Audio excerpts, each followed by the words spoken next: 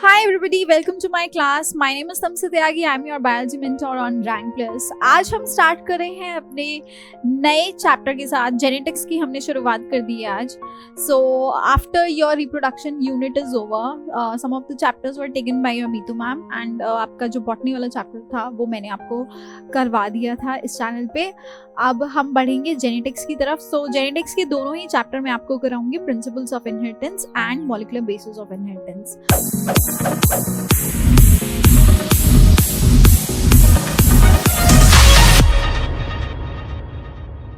All right. So let's just get started now. And अगर आप लोग यहाँ पहली बार मुझे देख रहे हो तो मेरा नाम है Tamsa Tyagi. I am your biology mentor और मैंने मास्टर्स की है बायोकेमिस्ट्री में. 5 साल से ऊपर हो गए हैं आप सभी बच्चों को पढ़ाते हुए. आप ही के जैसे बच्चों को पढ़ा रही हूँ मैं इतने सालों से. और जो ये एक्सपीरियंस है मेरा ऑनलाइन ऑफलाइन दोनों ही आपको काम आएंगे. As well as I have taught in your CUET and NEET category. Also, I have prepared students for 12th board exams. So, enough of knowledge and experience ये आपको काम आएगा for sure. ठीक है, चलिए सो शुरुआत करते हैं आज के इस लेक्चर के साथ. आज के इस लेक्चर में हम लोग पढ़ेंगे मेंडल्स लॉज के बारे में और साथ साथ इनहेरिटेंस ऑफ जीन के बारे में. तो बच्चों, जो हमारे ग्रेगोर मेंडल है, कौन है ये है फादर ऑफ जेनेटिक्स. इन्हीं की बदौलत आज हम जेनेटिक्स के फील्ड में इतना कुछ कर पाए हैं. ठीक है, जो नींव रखी गई थी ना जेनेटिक्स की, वो इन्हीं ने रखी थी. ठीक है, इसीलिए इनको कहा जाता है father of genetics. So he have studied a lot. He did a lot of experiments. बहुत सारे एक्सपेरिमेंट्स किए अलग अलग प्लांट्स के ऊपर और फिर इन्होंने कई सारे कंक्लूजन्स दिए अपने एक्सपेरिमेंट्स के बेसिस पे. इन कंक्लूजन्स को ही हम अब मेंडल्स लॉज के रूप में पढ़ते हैं. ठीक है, अब हम जानेंगे कि किस तरह से ये जो मेंडल्स के लॉज हैं और साथ साथ यहाँ पे जीन की इनहेरिटेंस होती है. ठीक है, पहले हम जो पढ़ेंगे वो हम जानेंगे इनहेरिटेंस ऑफ 1 जीन, उसके बाद हम जानेंगे इनहेरिटेंस ऑफ 2 जीन्स के बारे में. ठीक है, किस तरह से दोनों में डिफरेंस रहता है. सो स्टार्ट करते हैं हम with a topic that is genetics. So before starting with the chapter, we would like to introduce you with the term genetics. ठीक है, शुरुआत में ही आपको सबसे पहले ये जानना बहुत जरूरी है कि भाई जेनेटिक्स एग्जैक्टली है क्या. तो जेनेटिक्स ऐसी ब्रांच ऑफ साइंस है जहां हम 2 चीजों के बारे में पढ़ाई करते हैं या 2 चीजों के बारे में हम स्टडी करते हैं. क्या? पहली, इनहेरिटेंस, यानी कि जब आप अपने पेरेंट्स से कुछ भी न्यू जनरेशन में, नई जनरेशन में, या जो पेरेंट्स के बाद जो अगली जनरेशन होती है वहां से जो भी आप कैरेक्टर्स लेकर आते हो, है ना, उस प्रोसेस को हम बोलते हैं इनहेरिटेंस. अब इस बात का क्या मतलब है? देखो बच्चों, आप अपने पेरेंट्स की तरह दिखते हो थोड़े बहुत, है ना, सब बोलते हैं मम्मी की तरह, पापा की तरह. रीजन क्या है कि कुछ ना कुछ तो ऐसी कैरेक्टर्स है जो आपको पेरेंट्स से मिली है, चाहे उनकी आंखें हो, नाक हो, हाइट हो, बाल हो, रंग हो, रूप हो. ठीक है, तो बहुत सारी ऐसी चीजें होती है जो आपके पेरेंट्स से मिलती है. ठीक है, कई बार क्या होता है कि आपको बोलते हैं ये तो अपने दादा की तरह है या दादी की तरह है. तो ऐसा क्यों होता है कि भाई जो आपके पेरेंट्स हैं, ठीक है, उन्होंने भी कुछ अपने पेरेंट्स से कैरेक्टर्स लिए थे और वो कैरेक्टर्स फिर आपके पास हुए हैं. राइट? ठीक है, तो क्या होता है ना, जनरेशन टू जनरेशन वो कैरेक्टर्स पास होती रहती हैं और इसी को हम बोलते हैं इनहेरिटेंस. बात समझ में आई? अब जानते हैं हम दूसरी टर्म के बारे में जो है वेरिएशन. ठीक है, वेरिएशन क्या है? Variation comes from the word variety.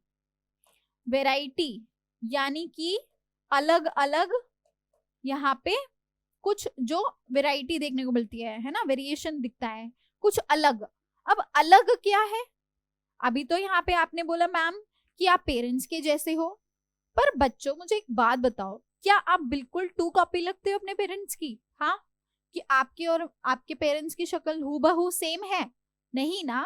झलक मारती है पर सेम नहीं हो यार। आपकी शक्ल डिफरेंट है, आपके पेरेंट्स की डिफरेंट है, ठीक है। तो ये जो अलग आपकी शक्ल है, हर एक ह्यूमन बीइंग अलग है। क्यों है भाई? ट्विंस को छोड़ के, ट्विंस की बात, और ट्विंस में भी आप देखना उनमें भी डिफरेंस रहता है, ठीक है। तो वो एक अलग कॉन्सेप्ट है, उसको हम बाद में छेड़ेंगे। यहाँ हम बात करें नॉर्मली, ठीक है, जो देखने को मिलता है कि वेरिएशन है भाई। अब वो वेरिएशन क्यों है?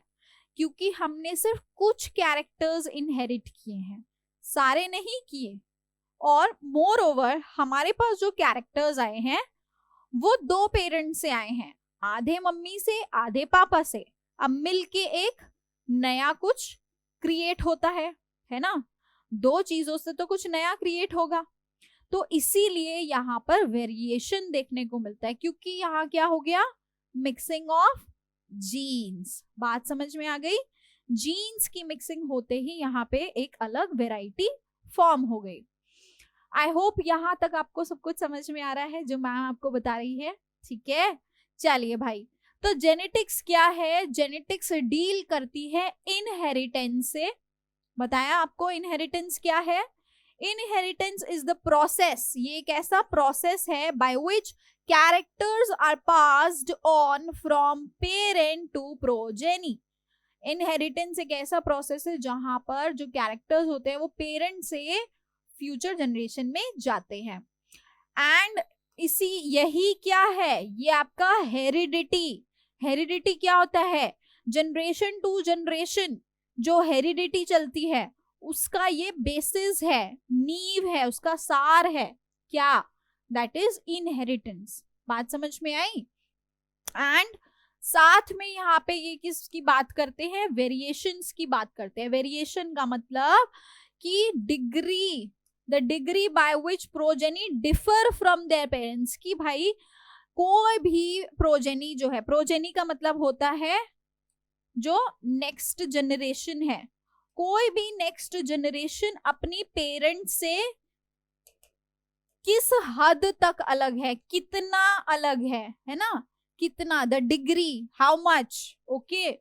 So how much your next generation is different from their parents, इसी को हम बोलते हैं वेरिएशन। ये कहलाती है वेरिएशन।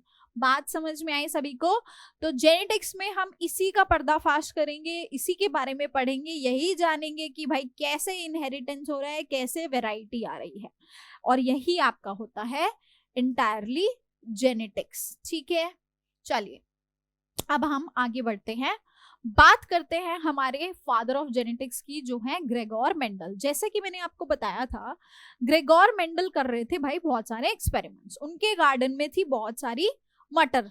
क्या थी उनकी गार्डन में? मटर थी, ठीक है। मटर पनीर के बहुत शौकीन रहे थे हमारे ग्रेगोर मेंडल जी। तो उन्होंने अपने गार्डन में ही बहुत सारी मटर उगा रखी थी। मटर को बायोलॉजिकली हम बोलते हैं पाइसम सटाइवम, ठीक है भैया। मटर को हम बोलते हैं pisum sativum. This is the name of your peas, right. Pea की बात हो रही है, मटर की। अब क्या हुआ? अब मटर उनको इजीली अवेलेबल, उन्होंने कहा कौन इतनी मेहनत करे, कौन अलग अलग प्लांट्स के पास जाए, है ना, जंगलों में ढूंढे। अब घर के घर में मेरे पास तो मटर है, क्यों ना मटर पे ही एक्सपेरिमेंट कर ले। तो उन्होंने क्या किया? अपनी गार्डन पीज पे ही उन्होंने एक्सपेरिमेंट करना चालू कर दिया। पर देखो शिद्दत बहुत थी इंसान के अंदर। उन्होंने ये एक्सपेरिमेंट भैया पूरे 7 सालों तक की है। बहुत होते हैं 7 साल, यहाँ तुमसे 1 साल मेहनत नहीं हो पा रही, उन्होंने 7 साल से मटर को दे दिए। हाँ, तुम 1 साल अपने नीट को नहीं दे पा रहे, ठीक है। तो 1856 से 1863 तक उन्होंने ये एक्सपेरिमेंट्स किए and propose the laws of inheritance. भैया क्या किया? वहीं पे जो उन्होंने एक्सपेरिमेंट्स किए उससे जो रिजल्ट आए उसी को उन्होंने as a law of inheritance कि क्या पास हो रहा है भाई, कैसे पास हो रहा है, कैसे पेरेंट से प्रोजेनी में क्या चीजें आ रही है। प्रोजेनी का मतलब सब समझ रहे हो? प्रोजेनी के लिए एक और शब्द का इस्तेमाल करते हैं, ऑफस्प्रिंग। आगे आगे जब मैं बोलूंगी ऑफस्प्रिंग तो कंफ्यूज मत होना, ठीक है। प्रोजेनी, ऑफस्प्रिंग, इनका मतलब होता है नेक्स्ट जनरेशन। क्लियर हुई बात? तो लिविंग ऑर्गेनिजम्स के अंदर, इन्हीं प्रोजेनी के अंदर कैसे ये आपके इनहेरिटेंस हो रही है, इन्हीं लॉस के बारे में मेंडल ने बताया। तो मेंडल ने क्या किया भाई, मेंडल ने पी प्लांट्स लिए। रीजन, इजीली अवेलेबल थी, सस्ती थी बहुत, है ना, ऊपर से बाद में उनसे मटर पनीर भी बनाया जा सकता था, ठीक है। ये पेपर में मत लिख के आना। Alright, last point. नाउ मटर के अंदर एक और चीज उनको दिखी कि वहां पर ना भाई उनको 7 तरह के कैरेक्टर्स मिले, और वो सातों के सातों कैरेक्टर्स क्या थे, उन कैरेक्टर्स में कॉन्ट्रास्टिंग कैरेक्टर्स थे। कैसे, देखो, कॉन्ट्रास्टिंग पेयर्स मिले उनमें, उन्हें कैसे पेयर्स मिले भाई, कॉन्ट्रास्टिंग। पहला, उन्होंने जो वहां सीड की शेप्स देखी वो कैसी थी, कहीं पर राउंड थी, कहीं पर रिंकल्ड थी, ठीक है, ये हो गया पहला कैरेक्टर। दूसरा, उन्होंने देखा सीड का जो कलर था, है ना, जो मटर का सीड होता है जो हम खाते हैं, उसका कलर कहीं येलो था, कहीं ग्रीन था। फिर फ्लावर का कलर वॉयलेट था, वाइट था। पॉड का शेप, पॉड का शेप कैसे था, फुल था, कॉन्स्ट्रिक्टेड था। फुल मतलब भरा हुआ, कॉन्स्ट्रिक्टेड सूखड़ी हुई। पॉड का कलर कैसा था, ग्रीन था और येलो था, ठीक है। 2 चीजें और थी जो यहाँ मेंशन नहीं है। फ्लावर की पोजीशन क्या थी, एक थी टर्मिनल, एक थी एक्सियल। टर्मिनल बिल्कुल टिप पे, एक्सियल मतलब पीछे की तरफ, ठीक है। एंड इसी तरह पॉड की पोजीशन। तो ये सारे कैरेक्टर्स जो है वो मेंडल ने देखे, ठीक है। ये 7 पेयर्स ऑफ कंट्रास्टिंग कैरेक्टर्स उनको बहुत काम आए, ठीक है। ये सातों के सातों 7 पेयर्स ऑफ कॉन्ट्रास्टिंग कैरेक्टर्स होने का उनको बड़ा फायदा मिला अपने एक्सपेरिमेंट्स में, ठीक है। तो इसीलिए मटर को चूज किया गया था, due to all of these reasons. बात समझ में आई, ठीक है। अब देखो, Mendel investigated characters in the garden pea plant that were manifested as 2 opposite traits. तो ये 2 ऑपोजिट ट्रेट्स थे जिनको हम कॉन्ट्रास्टिंग कैरेक्टर्स बोलते हैं। And these were total 7 characters, ठीक है। मैंने बताया था ना, आपकी 7 वो 5 वहां हो गई थी, छठी ये है और 7वीं ये है, ठीक है। आपकी फ्लावर की पोजीशन रहती है, एक एक्सियल रहती है बिल्कुल टिप पे, और सॉरी इस तरह, एक्सियल मींस एक्सिस पे, टर्मिनल मींस एकदम टिप पे, और आपकी जो हाइट ऑफ द स्टेम रहती है, प्लांट की हाइट, ठीक है। प्लांट की हाइट, टॉल प्लांट्स भी दिखे उनको, ड्वार्फ यानी बोने प्लांट्स भी दिखे, ओके। तो इन्हीं कैरेक्टर्स के साथ उन्होंने खेला, हाँ, और फिर क्या किया, अपने आगे के एक्सपेरिमेंट्स को किया और हमारे सामने रख दिए कुछ ऐसे लॉज। ऑलराइट, तो पहले जब उन्होंने शुरुआत में जब उन्होंने एक्सपेरिमेंट करना चालू किया था, तो उन्होंने सबसे पहले जो कैरेक्टर चूज किया था वो था प्लांट की हाइट। तो जैसे कि मैंने आपको बताया, वहां 2 तरह की उनको प्लांट की हाइट्स दिख रही थी, कौन से, tall plants and short plants, okay. तो यही उन्होंने प्लांट्स को लिया और एक्सपेरिमेंट करना चालू किया। नाउ एक और चीज, जब मेंडल ने प्लांट्स के साथ एक्सपेरिमेंट किया तो वहां पे जो पी प्लांट जो लिए गए थे वो बेसिकली थे ट्रू ब्रीडिंग पी प्लांट्स। क्या थे, ट्रू ब्रीडिंग पी लाइन्स। इसका क्या मतलब होता है बच्चे, ट्रू ब्रीडिंग लाइन्स का मतलब इनकी बार बार सेल्फ पॉलिनेशन करने के बाद, सेल्फ फर्टिलाइजेशन करने के बाद भी इनके अंदर इनब्रीडिंग डिप्रेशन नामक बीमारी नहीं होती। याद है, मैंने आपको sexual reproduction in flowering plants के अंदर एक टॉपिक पढ़ाया था जिसको हम बोलते हैं आउट ब्रीडिंग डिवाइस। वो क्यों थी, ताकि सेल्फ फर्टिलाइजेशन को रोका जा सके। क्यों, क्योंकि सेल्फ फर्टिलाइजेशन से बहुत टाइम तक अगर सेल्फ फर्टिलाइजेशन होता है तो इन ब्रीडिंग डिप्रेशन हो जाता है, यानी कि प्लांट्स कैसे हो जाते हैं, स्टराइल। प्लांट्स के अंदर फर्टिलाइज करने की क्षमता नहीं रहती बार बार सेल्फ फर्टिलाइजेशन होने के बाद। पर ये ऐसे प्लांट्स थे, ये ऐसे ट्रू ब्रीडिंग जो पी लाइन्स हैं, ये ऐसे प्लांट हैं जिनके अंदर कॉन्टिन्यूअस सेल्फ फर्टिलाइजेशन होने के बाद भी इनब्रीडिंग डिप्रेशन नहीं हो रहा, ठीक है, इनब्रीडिंग डिप्रेशन नहीं हो रहा। तो इसीलिए ये क्या है आपके ट्रू ब्रीडिंग लाइंस। तो इन्हीं ट्रू ब्रीडिंग लाइंस का इस्तेमाल मेंडल ने किया, तभी उनके प्लांट्स के अंदर इतने जनरेशन तक एक्सपेरिमेंट करते गए तभी इनको रिजल्ट्स मिले हैं। बात समझ में आई? कई जनरेशन तक किया है इन्होंने एक्सपेरिमेंट। ओके, तो सबसे पहला जो एक्सपेरिमेंट देखा गया उन्होंने लिया था भाई short plants and tall plants, ठीक है, टॉल प्लांट्स और शॉर्ट प्लांट्स। क्या कराया इनको? कराया सेल्फ फर्टिलाइज, ठीक है, आपस में क्या हो गई इनकी सेल्फ फर्टिलाइजेशन। सेल्फ फर्टिलाइजेशन कराने के बाद उनको जो नेक्स्ट जनरेशन मिली इसको हम बोलते हैं फिलियल वन जनरेशन, ठीक है। जो नेक्स्ट जनरेशन उनको मिली है इसको हम F1 या फिलियल वन कहते हैं। फर्स्ट जनरेशन जो यहां से आई F1 जनरेशन, क्या देखा गया बच्चे कि यहाँ सारे के सारे जितने भी प्लांट्स जब इनकी फर्टिलाइजेशन करने के बाद यहाँ बने सब के सब टॉल थे, एक भी शॉर्ट नहीं था, सबके सब टॉल थे। ध्यान रखना ये बात, सबके सब टॉल थे, एक भी शॉर्ट नहीं था। क्लियर हुई ये बात? नेक्स्ट फिर से इनकी सेल्फ फर्टिलाइजेशन हुई, यानी कि जो फर्स्ट जनरेशन के जितने भी प्लांट्स थे, सारे जितने भी टॉल प्लांट्स थे, इनकी आपस में क्या हुई self fertilisation.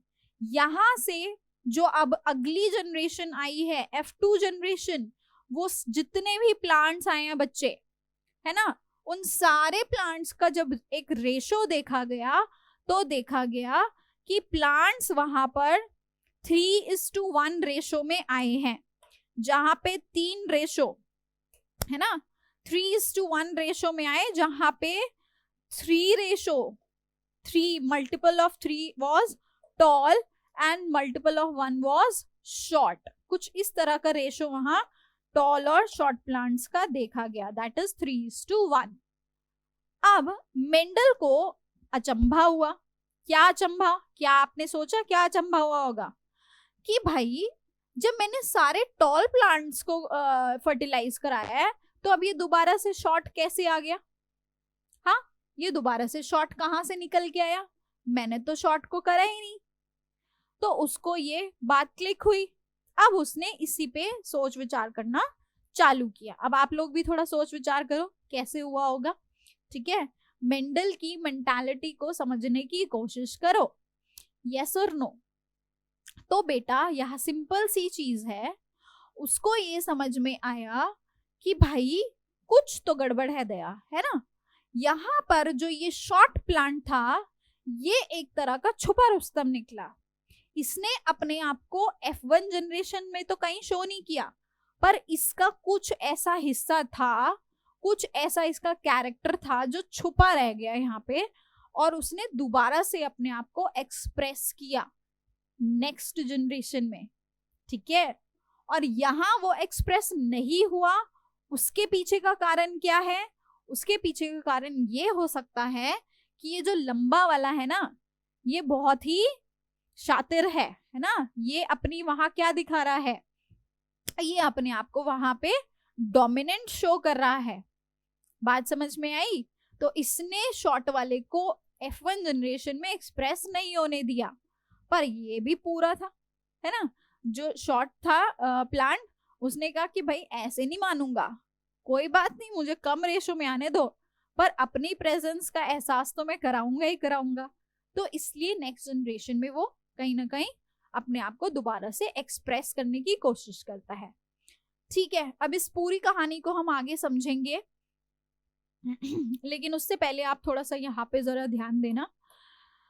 So students, Mendel proposed that something was being stably. Mendel ने बोला कि देखो कुछ तो ऐसा है जो स्टेबली यानी बिना हिले डुले, है ना, क्या पास डाउन हो रहा है एक जनरेशन से दूसरी जनरेशन में, स्टेबली पास हो रहा है, बिना चेंज हुए पास हो रहा है from parents to the next generation. और पास कैसे हो रहा है? गैमीट्स के थ्रू हो रहा है। क्यों गैमीट्स के थ्रू? क्योंकि उसने तो वहां फर्टिलाइजेशन ही तो कराया है, तो फर्टिलाइजेशन में तो गैमीट्स ही यूज हुए होंगे। तो जो भी चीज पास हो रही है वो गैमीट्स के थ्रू हो रही है।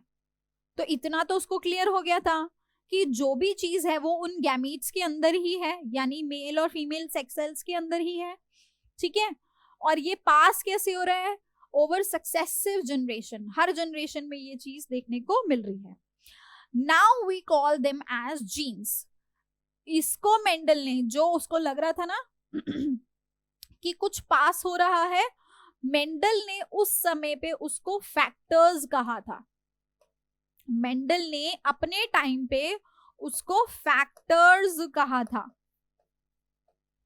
ठीक है, और आज इन्हीं फैक्टर्स को हम बोलते हैं क्या? जीन्स। ठीक है, इन्हीं फैक्टर्स को हम बोलते हैं jeans. So actually those were the genes which were being passing down from parents to the offsprings stably and unchanged. All right, बात समझ में आई? So उस टाइम पर जो मेंडल ने फैक्टर जिनको बोला था वही जीन है जो एक जनरेशन से दूसरी जनरेशन में पास हो रहे हैं। बात सबको समझ में आ गई? चलिए, now Mendel propose, okay this we have done. Now students, जो हमारे ये जीन रहते हैं ना, हाँ, जो हमारे ये जीन होते हैं बेसिकली, ये जीन के अंदर दो अलील्स पाए जाते हैं। ठीक है, एक जीन के अंदर दो अलील होते हैं which are similar to each other but still having contrasting characters. ठीक है, a contrasting pair allele is basically a part of gene. बात समझ में आई? allele जो है जीन का हिस्सा है, आधा हिस्सा। एक जीन के अंदर दो अलील मिलते हैं। ठीक है, अब जब ये अलील्स बिल्कुल एक जैसे होते हैं, फॉर एग्जाम्पल कोई जीन है, ठीक है, कोई जीन है, मान लो this is a gene which is carrying the height tall, okay, so this is represented like this, इस तरह से हम उसको रिप्रेजेंट करते हैं। अब इसके अंदर ये दो इंडिविजुअल अलील्स हैं बच्चे। ठीक है, ये दो इंडिविजुअल अलील्स हैं। बात समझ में आई? ठीक है, so this complete is a gene and these are what? These are alleles. Clear हुई बात? बात समझ में आई? ठीक है, नाउ होमोजाइगस की अगर हम बात करते हैं, जो होमोजाइगस जीन होता है ना हमारा, उसके अंदर अलील्स जो हैं दोनों सेम रहते हैं। होमो मीन्स सेम, ये टर्म्स दी गई हैं। ठीक है, हेट्रो मीन्स डिफरेंट, आपके जीन को डिफाइन करने के लिए। होमो means same and hetero means different. तो जब ये सेम होता है, फॉर एग्जाम्पल दिस, या हम इसको ऐसे भी रिप्रेजेंट करते हैं, छोटा टी जो होता है ना, बड़ा टी हम नॉर्मली रिप्रेजेंट करते हैं when we are denoting the height of a tall plant. ठीक है, ये नोटेशंस हैं, ये आपको धीरे धीरे सब समझ में आ जाएंगी। वैसे आप लोग रिवीजन कर रहे हो तो आई रियली होप कि आप ऑलरेडी इन सब के बारे में पढ़ चुके हो, बेसिक्स पढ़ चुके हो। ठीक है, and this is a dwarf plant. Okay, so this is a tall plant and this is a dwarf plant. दोनों ही यहाँ पे सेम अलील्स हैं, तो ये हो गया होमो। और जब यहाँ पर ये दोनों डिफरेंट होते हैं अलील्स, ये भी डिफरेंट है, ये भी डिफरेंट है, तो हम इसको बोलते हैं हेट्रोजाइगस। ठीक है, it's written over here, this is heterozygous. Clear हुई ये टर्म्स? ये टर्म्स क्लियर हुई? ये टर्म्स देखते जाओ, ये टर्म्स बहुत इंपॉर्टेंट है। अब हम बात कर रहे हैं यहाँ पे डोमिनेंट और रिसेसिव अलील्स की। सो डोमिनेंट और रिसेसिव, ये टर्म हम कब पढ़ते हैं? जब हम देखते हैं हमारे हेट्रोजाइगस जीन को। देखो, होमोजाइगस जीन का तो केस एकदम सिंपल है। होमोजाइगस जीन का जो केस है ना बेटा, ये एकदम सीधा सीधा है। क्या सीधा सीधा केस है इसका? या तो इसके पास टॉल रहेगा या इसके पास शॉर्ट रहेगा, दोनों ही टॉल हैं, दोनों ही शॉर्ट हैं। तो ऐसा प्लांट तो टॉल ही होगा जहां दोनों अलील सेम हैं, और ऐसा प्लांट तो शॉर्ट ही होगा जहां दोनों अलील शॉर्ट के हैं। पर ऐसा जीन का क्या जहां पर एक टॉल को रिप्रेजेंट कर रहा है कैरेक्टर और दूसरा अलील शॉर्ट को रिप्रेजेंट कर रहा है? तो इस तरह के जीन का फिनोटाइप क्या रहेगा? अब फिनोटाइप क्या है, यानी कि ऐसे प्लांट का कैरेक्टर क्या होगा? क्या वो टॉल दिखेगा बाहर से या शॉर्ट दिखेगा, जिसका जीनोटाइप ये है, जिसका जीन कॉम्पोजिशन ये है। ठीक है, तो जब कैपिटल टी है यहाँ पे, वो यहाँ पर हमेशा क्या रहता है? डोमिनेंट। एक अलील जो खुद को एक्सप्रेस करेगा। ठीक है, यहाँ पर जो ऐसा प्लांट होता है वो दिखने में टॉल होता है, तो मतलब एक्सप्रेस किसने किया खुद को? कैपिटल टी ने। ठीक है, तो जो खुद को एक्सप्रेस करता है वो यहाँ पे क्या रहता है? That will B dominant. ठीक है, दिस विल बी डोमिनेंट। और जो खुद को एक्सप्रेस नहीं कर पा रहा, ये छोटा सा टी बेचारा सा, यहाँ ये कहीं नहीं, शॉर्ट प्लांट आया ही नहीं। ठीक है, तो not able to express,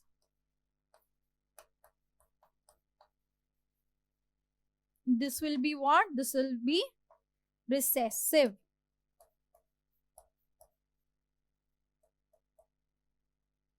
This will be recessive. ठीक है, तो इस तरह से हम इसको यहाँ पे नामकरण करते हैं भाई। जो अलील खुद को एक्सप्रेस करता है किसी भी जीन के अंदर, वो आपका डोमिनेंट अलील कहलाता है, और उसी का फिनोटाइप आपको देखने को मिलता है प्लांट के अंदर। ठीक है, या किसी भी स्पीशीज के अंदर। और रिसेसिव क्या होता है? जो खुद को एक्सप्रेस नहीं कर पाता। क्लियर हो गई बात सबको? यस और नो? अब आ जाओ लास्ट टर्म पे। वैसे मैं आपको ये लास्ट स्लाइड में बता ही चुकी हूँ जीनोटाइप, फिनोटाइप, जीनोटाइप क्या है। So phenotype is basically the outermost character which appears. ठीक है, आउटर मोस्ट विजिबल कैरेक्टर, ये जो दिखने में हमें समझ में आ रहा है, देखने से पता चलेगा ना कि प्लांट टॉल है, ये शॉर्ट है। तो जो विजिबल कैरेक्टर होता है, जो आउटर अपीयरेंस होता है, दैट इज द फिनोटाइप। और जीनोटाइप क्या होता है? जीनोटाइप रहता है किसी भी प्लांट की या किसी भी ऑर्गेनिज्म की जो जीन कॉम्पोजिशन होती है, कि वहां जीन कौन सा प्रेजेंट है।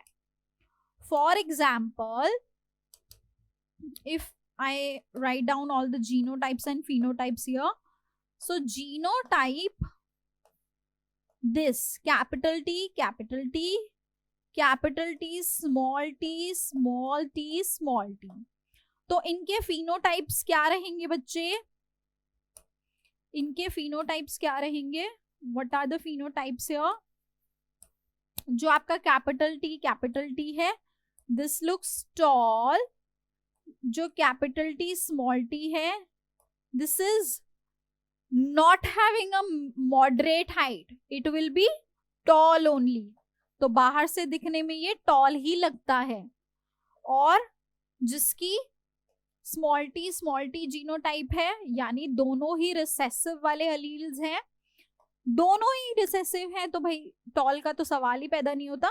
सो ऐसा प्लांट ड्वार्फ रहता है। ठीक है, ऐसा प्लांट क्या रहता है? ड्वार्फ, बोना। ठीक है, सो ये होता है आपका जीनोटाइप एंड फिनोटाइप। अब आ जाते हैं हम लोग मोनोहाइब्रिड क्रॉस पे। सो मोनोहाइब्रिड क्रॉस क्या रहता है? जैसे कि मैंने अभी आपको बताया था कि मेंडल ने एक्सपेरिमेंट किया था टॉल प्लांट्स और शॉर्ट प्लांट के साथ में, वो एक्सपेरिमेंट मैंने अभी आपको बताया था। ठीक है, इस तरह के बहुत सारे एक्सपेरिमेंट्स मेंडल ने किए। पहले एक एक कैरेक्टर को लेके किया। ठीक है, तो जब मेंडल ने सिर्फ एक ही कैरेक्टर का इस्तेमाल किया, मोनो मीन्स वन, जब वहां पे सिर्फ एक ही कैरेक्टर का इस्तेमाल हुआ था, ओनली वन कैरेक्टर, तो इस तरह के क्रॉस को हमने मोनोहाइब्रिड क्रॉस कहा। फिर इसके अलावा मेंडल ने दो दो कैरेक्टर्स भी लिए थे, तो जब मेंडल ने दो दो कैरेक्टर्स लिए, that was a dihybrid cross. Similarly आगे मेंडल ने बहुत सारे कैरेक्टर्स को लेके भी क्रॉसिंग की थी, ठीक है। तो आपके एनसीईआरटी में हमें मोनोहाइब्रिड डाई हाइब्रिड क्रॉस के बारे में पढ़ना है। मोनोहाइब्रिड क्रॉस में सिर्फ एक कैरेक्टर को लिया। यहाँ पे जो हम पढ़ने वाले हैं, we will be taking the height of the plant.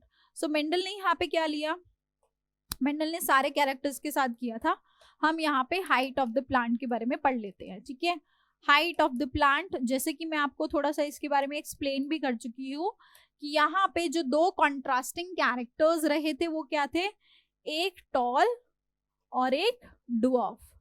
तो टॉल को हम यहाँ रिप्रेजेंट करते हैं कैपिटल टी से और डॉर्फ को स्मॉल टी से, ठीक है। सिंस हमारे जीन के अंदर दो अलील्स होते हैं, तो इसकी एनोटेशन कुछ इस तरह रहेगी, ठीक है। टॉल का जीनोटाइप कैपिटल टी और ड्वार्फ का स्मॉल टी। तो ये आपके प्लांट्स लिए गए थे बच्चे, ठीक है।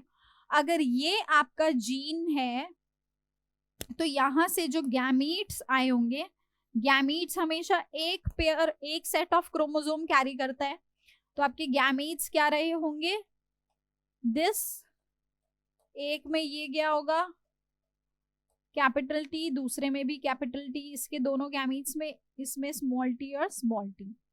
जब यहाँ पे सेल्फ फर्टिलाइजेशन हुआ है, ठीक है, these are your parent plants, okay, these are the parent plants here.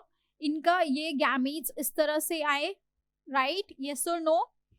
अब यहाँ पे जब इनकी फर्टिलाइजेशन हुई, तो फर्टिलाइजेशन कैसे होती है बच्चे, इसको शो करने के लिए हमने यहाँ पे इस तरह का स्क्वायर दिखाया हुआ है, इसको हम बोलते हैं पुनेट स्क्वायर।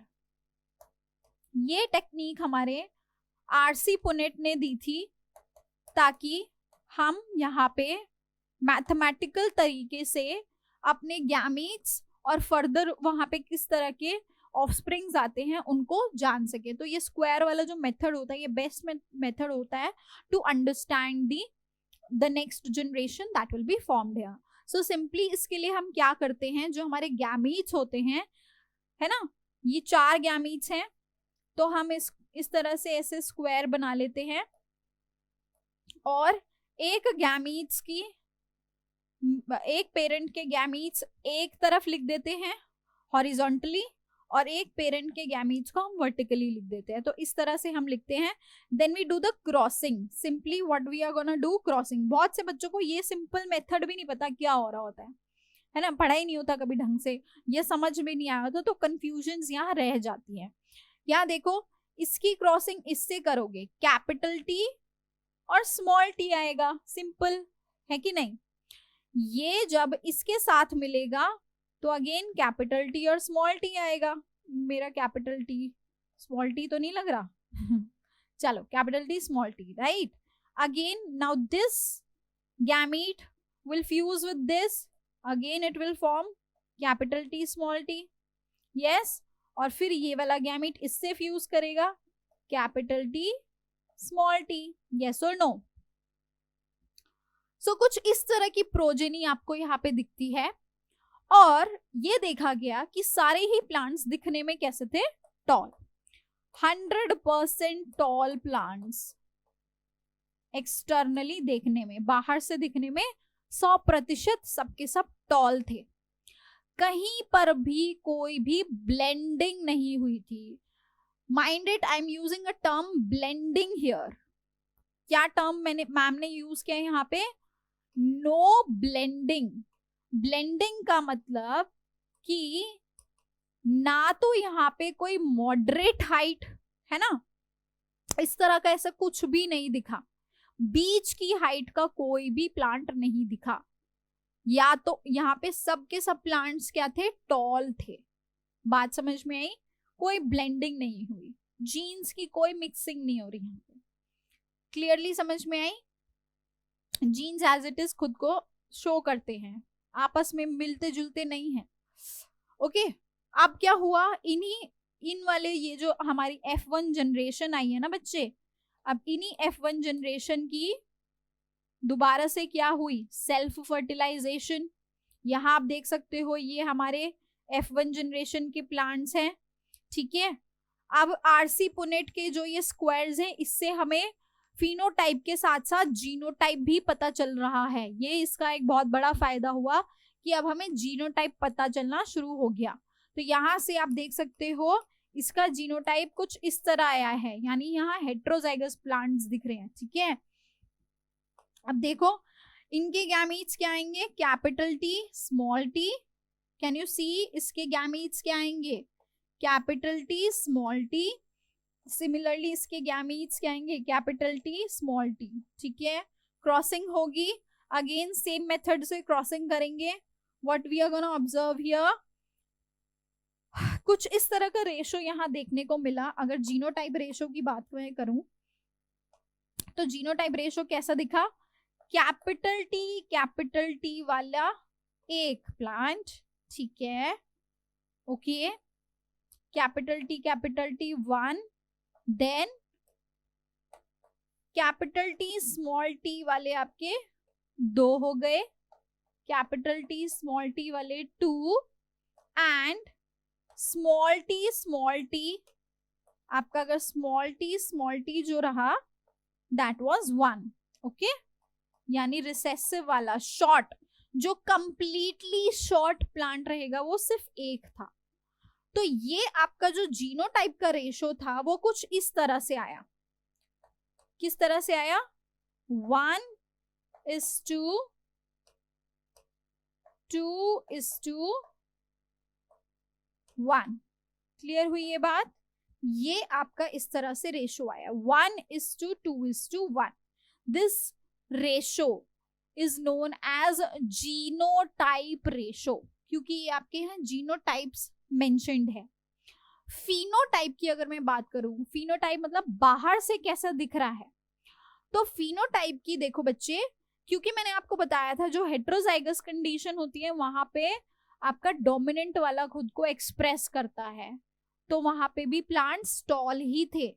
तो ये भी टॉल थे, ये भी टॉल थे, ये भी टॉल थे। 3 रेशो जो रहा था, 3:1 का यहाँ रेशो रहा।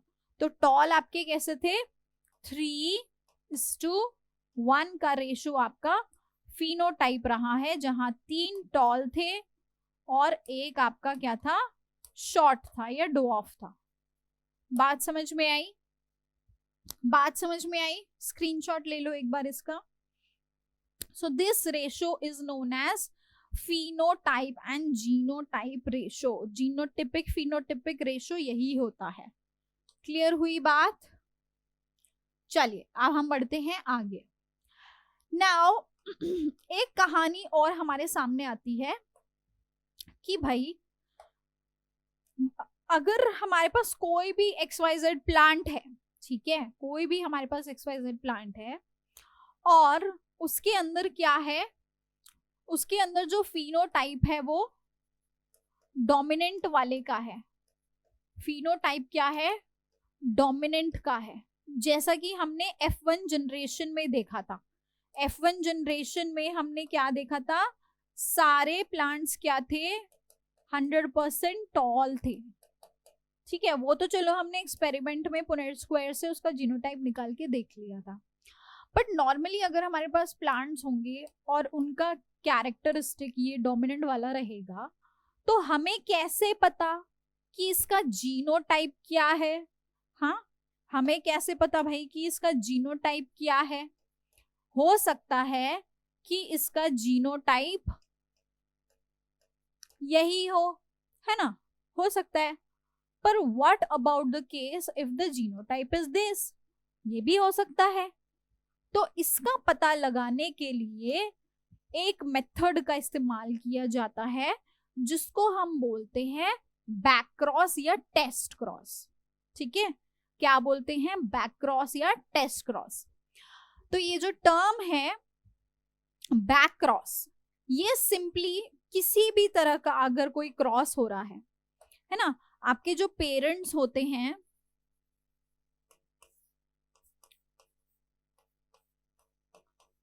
ठीक है, ये मान लो यहाँ पे F1 जनरेशन क्रॉस करके आ गई ये, ठीक है। अगर हम इस F1 नेक्स्ट जनरेशन की क्रॉसिंग इसके पेरेंट के साथ वापस से कराते हैं, वापस से यहाँ पे क्रॉसिंग करा रहे हैं, अब चाहे वो डोमिनेंट वाले से कराएं या रिसेसिव वाले से कराएं, दोनों ही तरीके से करा सकते हैं। That is known as back cross. क्या बोलते हैं इसको? Back cross. हमने क्या किया? सिंपली अपनी प्रोजेनी की क्रॉसिंग उसके पेरेंट्स के साथ कराई। क्रॉसिंग का मतलब होता है फर्टिलाइजेशन, ठीक है। पर अगर हम सिर्फ और सिर्फ स्पेसिफिकली इसकी बात करते हैं, रिसेसिव होमोजाइगस रिसेसिव जीन की बात करते हैं, जब हम अपनी क्रॉसिंग F1 जनरेशन की होमोजाइगस रिसेसिव जीन वाले पेरेंट के साथ करवाते हैं, स्पेसिफिकली बोल रही हूँ बच्चे, में मेरी जो मैं बोल रही हूँ उसको ध्यान से सुनो। तो इस तरह की जो क्रॉसिंग होती है ये हेल्प करती है हमको डिटरमाइन करने में, इट डिटरमाइंस द जीनोटाइप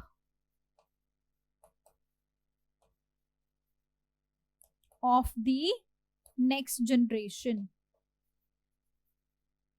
यानी कि ये जो जनरेशन है इसका जीनोटाइप पता लगाने के लिए हम उसको क्या करते हैं? रिसेसिव वाले पेरेंट से क्रॉसिंग कराते हैं, समझे। जब भी हम क्रॉसिंग रिसेसिव वाले होमोजाइगस रिसेसिव पेरेंट से कराते हैं, that specifically is known as test cross. याद रखना टेस्ट क्रॉस क्यों? क्योंकि ये टेस्ट कर रहा है कि वो होमोजाइगस है या हेट्रोजाइगस टॉल है, या कोई भी आपका कैरेक्टर है, होमोजाइगस है या हेट्रोजाइगस है। बात समझ में आई सभी को? I hope it's clear. Now let's perform the test cross here by using the example of your tall and dwarf plants, ठीक है। अब हमारे पास क्या है? हमें टेस्ट क्या करना है कि ये जो हमारा जो जीनोटाइप है, ठीक है, दैट इज टॉल, ये क्या है? क्या ये कैपिटल टी है या ये स्मॉल टी, सॉरी, या ये कैपिटल टी स्मॉल टी है, ठीक है। हमें यही चेक करना है यहाँ पे। तो मैंने आपको क्या बोला? हम सिंपली क्या कराएंगे? क्रॉसिंग कराएंगे होमोजाइगस रिसेसिव पेरेंट से, ठीक है। हम सिंपली क्या कराएंगे? क्रॉसिंग कराएंगे होमोजाइगस रिसेसिव पेरेंट। दोनों ही केस में होमोजाइगस रिसेसिव से हम क्रॉसिंग कराएंगे। यहाँ पे हमारे जो गैमीट्स आते हैं वो कुछ इस तरह आते हैं।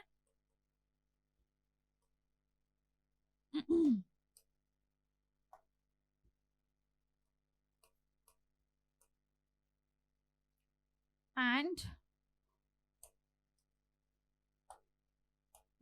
बार बार पेन चेंज करने से टाइम वेस्ट हो रहा है, so I am using just single pen and performing the test cross here, ठीक है। ये आपके गैमीट्स आ गए इस तरह से बच्चे। पुनेट स्क्वायर बना रही हूँ। पुनेट स्क्वायर पे मैंने आपको बोला था एक पेरेंट के गैमीट्स को हम ऐसे रख लेंगे वर्टिकली, कोई भी रख सकते हैं, इसमें कोई हार्ड एंड फास्ट रूल नहीं होता, ठीक है। एंड सिमिलरली यहाँ पे गैमीट्स क्या आएंगे आपके बच्चे? देखते रहना आप क्या लिख रही है मैम। इसके गैमीट्स ये आ गए, इसके गैमीट्स ये आ गए। पुनेट स्क्वायर हमने बना दिया, ठीक है। यहाँ पे हमने वर्टिकली रख लिए गैमीट्स, यहाँ हमने हॉरिजॉन्टली रख लिए। क्रॉसिंग कर रही हूँ, प्रोजेनी को देखते रहना please. Have a look everyone here. This is coming capital T small T, this is capital T small T, this is again capital T small t, and this is also capital T small t. Here here you will see capital T small t, then you have capital T small t, then see this and this, so small t, similarly this and this. तो यहाँ पे जो phenotype आता है, यहाँ पे again 100% tall आए। सारे प्लांट्स दिखने में कैसे थे? 100% टॉल थे। और जब मैं बात करती हूँ इसकी, तो यहाँ पे क्या है भाई, 50% तो टॉल हैं, लेकिन 50% आपके क्या हैं, ड्वार्फ हैं।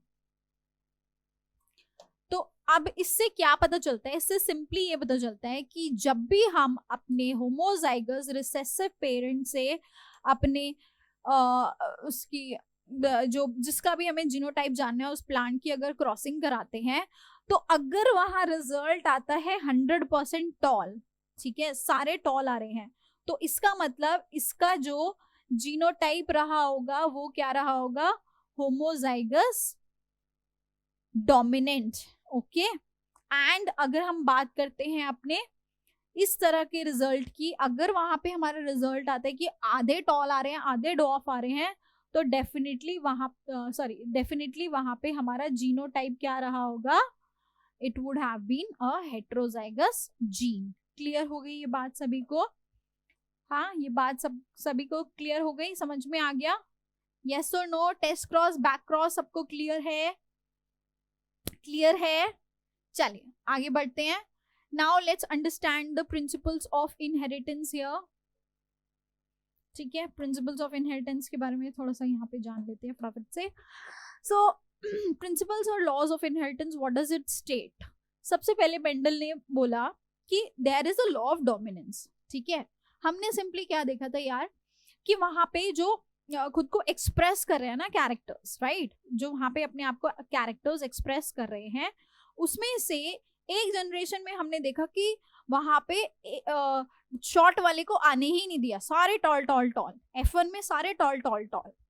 ठीक है, तो हमेशा ऐसा क्या होगा, जब भी इस तरह की हेट्रोजाइगस कंडीशन आएगी ना, जब भी इस तरह की हेट्रोजाइगस कंडीशन देखने को मिलेगी, तो उसमें से एक खुद को एक्सप्रेस करेगा जो कि डोमिनेंट रहेगा, और एक खुद को एक्सप्रेस नहीं कर पाएगा, वो अपने आप को उस जनरेशन में एक्सप्रेस नहीं कर पाएगा, वो आपका रिसेसिव अलील रहेगा। बात क्लियर हुई यहाँ पे?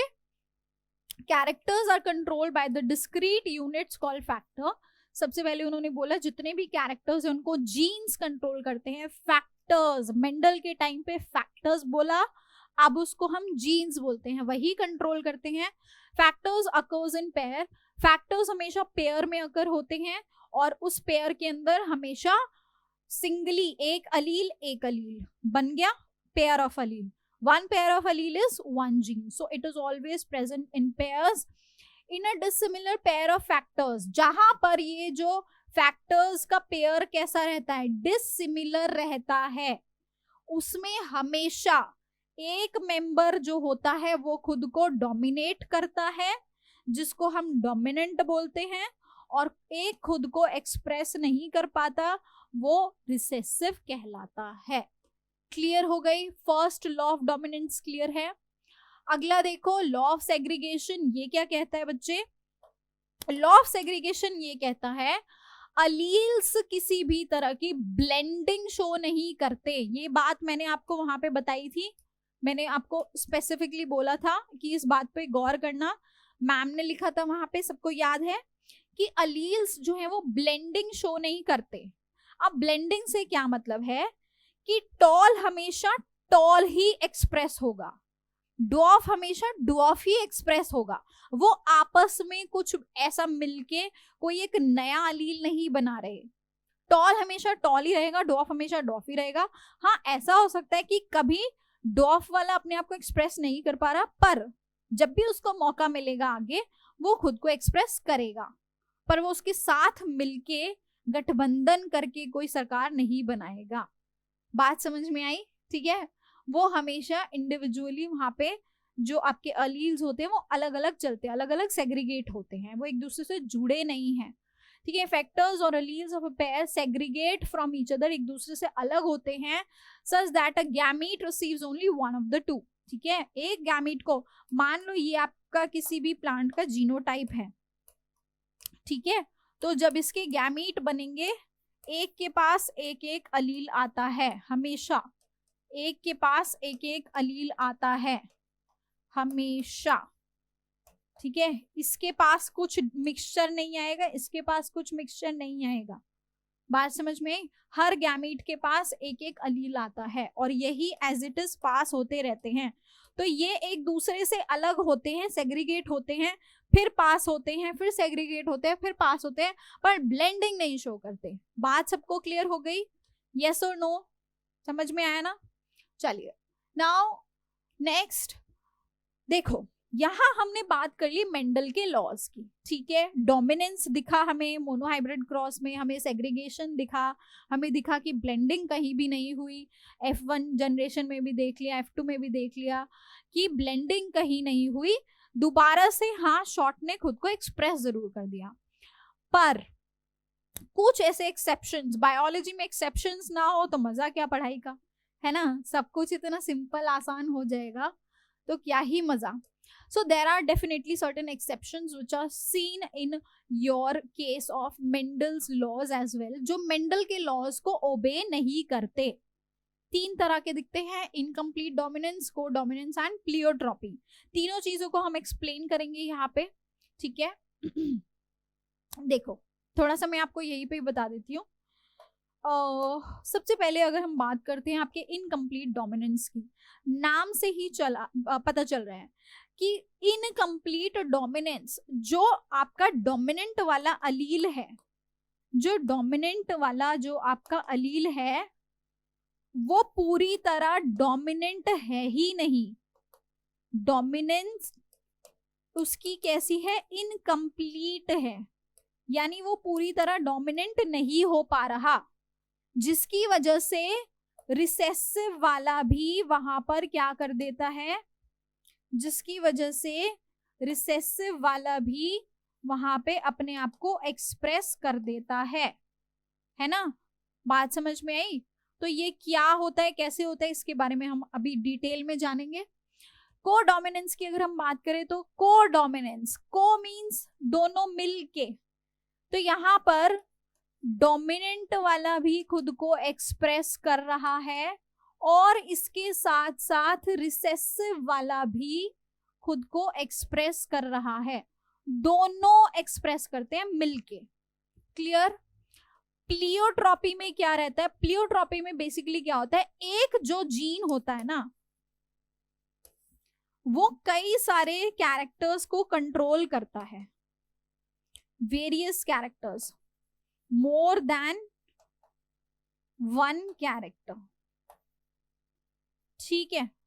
तो ये सब क्या हो गया आपका, दीज आर द एक्सेप्शंस जो मेंडल के लॉज से हट के चलते हैं, ठीक है। बात करते हैं एक एक करके। सबसे पहले आती है इनकम्प्लीट डोमिनेंस। सो इनकम्प्लीट डोमिनेंस में बेसिकली क्या हो रहा है, when experiments on peas were repeated using other traits in other plants, it was found that sometimes in the F1, ठीक है, ये एक्सपेरिमेंट्स मेंडल वाले जो एक्सपेरिमेंट्स हैं वो बार बार अलग अलग ऑर्गेनिजम्स पे किए गए, अलग अलग प्लांट्स पे किए गए। अब यहाँ पे एक ऐसा प्लांट मिल गया, स्नैपड्रैगन, ठीक है। ये कैसा प्लांट है भाई? इसके पास क्या थे, वही कॉन्ट्रास्टिंग पेयर्स थे, एक रेड फ्लावर था, एक वाइट फ्लावर था। चलो जी, ले लिया हमने दोनों के। यहाँ पे आप देख सकते हो जीनोटाइप क्या है, capital R, small R for white, ठीक है। गैमीट्स आए, कैपिटल आर, स्मॉल आर। इसकी F1 जनरेशन देखी, रिजल्ट क्या आना चाहिए था, मेंडल के अकॉर्डिंगली क्या आना चाहिए था, रेड आने चाहिए थे सारे, ऑल रेड, 100% रेड, यस और नो। पर आए क्या, ओ तेरी, ये क्या हो गया, ये तो पिंक आ गए। हाँ, ये क्या, मेंडल ने ये तो बताया ही नहीं था, मेंडल तो बोल रहे थे कि ब्लेंडिंग नहीं होगी, ये तो झूठ हो गया, ये तो ब्लेंडिंग हो गई। ब्लेंडिंग तो होनी ही नहीं चाहिए थी, ये कहाँ से पिंक बन गया? तो यही तो बेटा, यही this is a deviation from Mendel, ठीक है। ये मेंडल के लॉ को ओबे नहीं कर रहा। बात समझ में आई? तो इस तरह के एक्सेप्शंस नेचर में दिखते हैं।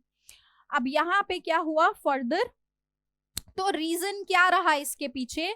रीजन ये रहा कि जो ये रेड वाला था ये खुद को पूरी तरह डोमिनेट आर पर नहीं कर पाया, इसीलिए आर ने भी वहां कुछ कुछ अपना कैरेक्टर दिखा दिया और अपना सफेद रंग छोड़ दिया, जिसकी वजह से फ्लावर्स वहां पिंक हो गए।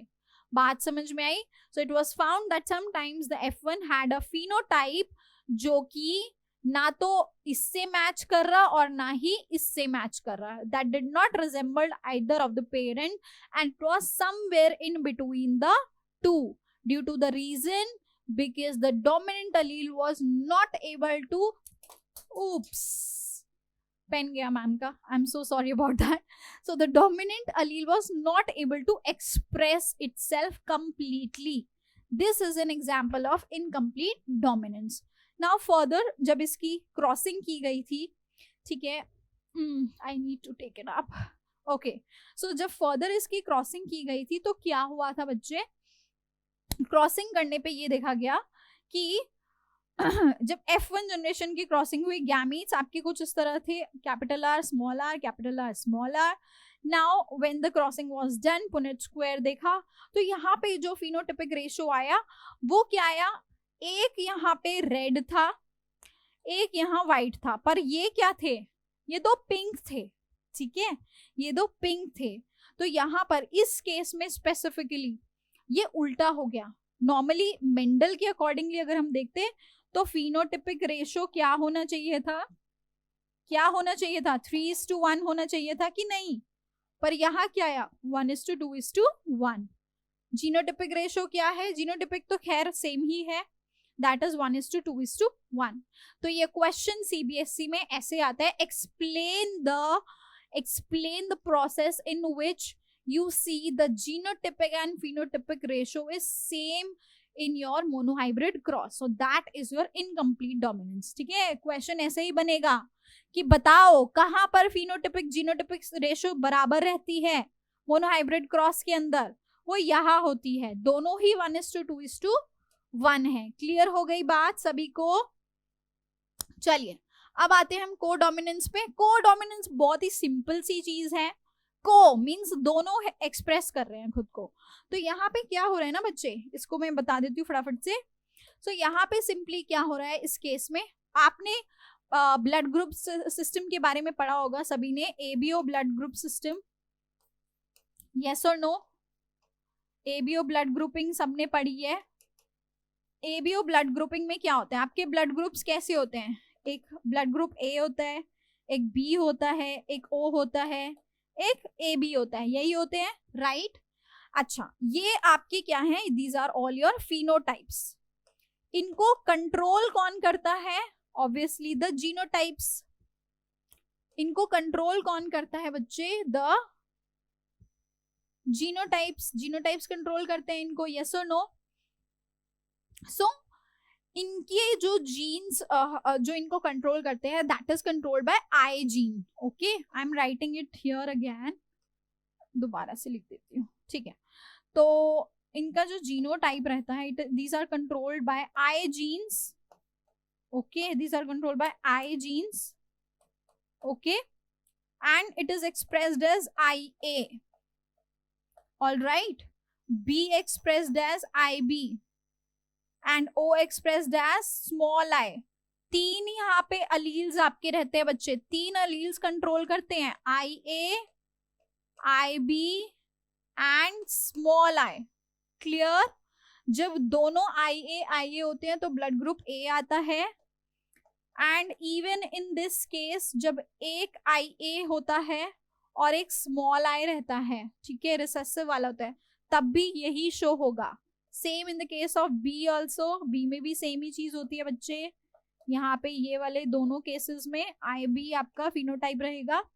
अच्छा, जब दोनों ही रिसेसिव है, small I, then the blood group will be O, and in this case it is both IA and IB. अब यहाँ पे बेसिकली आप बोलो कि मैम क्या बता रहे हो, कुछ समझ नहीं आ रहा है ना, ऐसा तो नहीं हो रहा. सो बेसिकली देखो ये क्या है, ये आपके जो अलील्स है ना, IA, IB and small I, ये तीन तरह के जो अलील्स होते हैं ये आपके कंप्लीट ABO ब्लड ग्रुपिंग को कंट्रोल करता है. और क्योंकि यहाँ पे 2 से ज्यादा अलील्स प्रेजेंट है तो ये मल्टीपल अलीलिज्म का भी एक एग्जाम्पल रहता है. ठीक है, इसको मल्टीपल अलीलिज्म भी कहते हैं. बात समझ में आई? यही तीनों अलील्स मिलके आपके सारे ब्लड ग्रुप्स को कंट्रोल करता है. नाउ ये जो अलील्स होते हैं कुछ इस तरह आपके प्रेजेंट रहते हैं। टाइप ए में you will be seeing both IA and even sometimes if only one IA is present then दूसरा वाला रिसेसिव होता है, तब भी यार खुद को डोमिनेंट वाला ही एक्सप्रेस करेगा। सेम बी के केस में भी होता है। ओ के केस में क्या है, दोनों ही नहीं है, दोनों में से कोई नहीं है, दोनों में से कोई भी नहीं अलील होता तो कोई भी एक्सप्रेस नहीं करता। ठीक है, जो टाइप ए और टाइप बी होते हैं ना, ये दोनों अलग अलग तरह की शुगर्स बनाते हैं जो कि आरबीसी के प्लाज्मा मेम्ब्रेन पे खुद को एक्सप्रेस करते हैं। आप देख सकते हो दोनों की शक्लें अलग अलग, एक पे ट्रायंगल दे दिया, एक पे स्क्वायर दे दिया डिफरेंशिएट करने के लिए। तो ये भी किसी एक तरह की शुगर बनाते हैं और ये भी एक, पर दोनों डिफरेंट होती हैं। लेकिन जो स्मॉल आई वाला अलील है ना, वो किसी भी तरह की शुगर फॉर्म नहीं करता। ठीक है, तो सिंपल सी बात है, टाइप ओ में आपका कुछ भी नहीं आ रहा। लेकिन अब बात आती है यहाँ पे आपके लास्ट ब्लड ग्रुप की, दैट इज AB। इसके पास दोनों ही ऐसे अलील हो गए जो दोनों ही प्लाज्मा मेम्ब्रेन पे शुगर्स एक्सप्रेस करते हैं अपनी, और दोनों अपनी अपनी कर रहे हैं, एक ट्रायंगल एक स्क्वायर, एक ट्रायंगल एक स्क्वायर। एक्चुअल में वहां ट्रायंगल स्क्वायर नहीं होता, ये सिर्फ डिफरेंशिएट करने के लिए डायग्राम दिया है। बात समझ में आ रही है? सो what is happening, basically both of them are expressing and expressing equally, yes or no? So this is an example of codominance, जहां पे दोनों डोमिनेंट वाले आ गए और दोनों ही मिलके खुद को एक्सप्रेस कर रहे हैं। सो स्पेसिफिकली अगर मैं सिर्फ ब्लड ग्रुप AB की बात करूं, this is an example of codominance. ठीक है, ये वाला जो ब्लड ग्रुप है ये कोडोमिनेंस का एग्जाम्पल होता है। क्लियर हुई बात सभी को? यस और नो? हाँ, नेक्स्ट आते हैं लास्ट प्लियोट्रॉपी पे, जहां पे अगेन मेंडल का लॉ नहीं फॉलो होता। रीजन बीइंग क्योंकि यहाँ पे जो जीन है ना बेटे, वो एक जीन जो होती है, एक जीन मल्टीपल ट्रेट्स, ट्रेट ए, ट्रेट बी, ट्रेट सी, मल्टीपल ट्रेट्स जो है वहां पे शो करती है। इसका एक एग्जाम्पल रहता है आपका जो सिकल सेल का जो जीन होता है, that is beta globulin gene. ठीक है, जो बीटा ग्लोबिन जीन होता है आपका, जब इसका म्यूटेशन हो जाता है ना, ठीक है, तो सिकल सेल अनीमिया देखने को मिलता है। याद है? याद है, आप लोगों ने पढ़ा है? नहीं पढ़ा तो आपको दोबारा पढ़ाया जाएगा। तो आपके जो नॉर्मल आरबीसी होते हैं वो कैसे हो जाते हैं, इस तरह से सिकल सेल्ड हो जाते हैं, राइट? पर ये कहानी सिर्फ यही नहीं रुकती। ये जो बीटा ग्लोबिन चेन है, ये आपकी आईसाइट, लिवर और हार्ट के अंदर भी रोल प्ले करता है। तो अगर इसमें म्यूटेशन हो जाती है ना बच्चे, इसके साथ साथ और 3-4 जो आपके वहां पे कैरेक्टर्स एसोसिएटेड होते हैं वो भी अफेक्ट होते हैं। आईज के अंदर ब्लाइंडनेस भी आ जाती है, लिवर फेलियर हो जाता है, हार्ट अटैक जैसी प्रॉब्लम्स भी आ जाती हैं। ठीक है, ये क्यों हुआ? क्योंकि एक जीन कई सारे कैरेक्टर्स को कंट्रोल कर रहा था। इसी को हम बोलते हैं प्लियोट्रॉपी। तो फिनोटाइप तो ऑब्वियसली अफेक्ट होगा। बात समझ में आई? ठीक है, तो वहां सिर्फ एक फिनोटाइप में चेंजेस नहीं आ रहे, मल्टीपल चेंजेस आते हैं। क्लियर? यस और नो? सो ये लास्ट टॉपिक था आज का। हमने क्या पढ़ा आज? मेंडल के लॉज। ठीक है, किस तरह से मेंडल ने करी क्रॉसिंग, मेंडल ने करी जद्दोजहद with all the P plants, and कैसे उन्होंने हमारे सामने 2 लॉज दिए मोनोहाइब्रिड क्रॉस करके। और हमने ये भी देख लिया कि भाई मेंडल को डिसोबे करने वाली भी कुछ ऐसी चीजें नेचर में देखी गई है। अब जो है नेक्स्ट क्लास में हम लोग डायहाइब्रिड क्रॉस के बारे में पढ़ेंगे, एंड देन वहां से भी एक लॉ मेंडल ने दिया था। ठीक है, तो उसको भी पढ़ेंगे। नेक्स्ट क्लास में मिलेंगे हम लोग। तब तक आप लोग सभी रिवाइज करके आना, एनसीईआरटी से इन सारी चीजों को पढ़ के आओगे। Clear? All right, thank you so much everyone, bye bye and take care.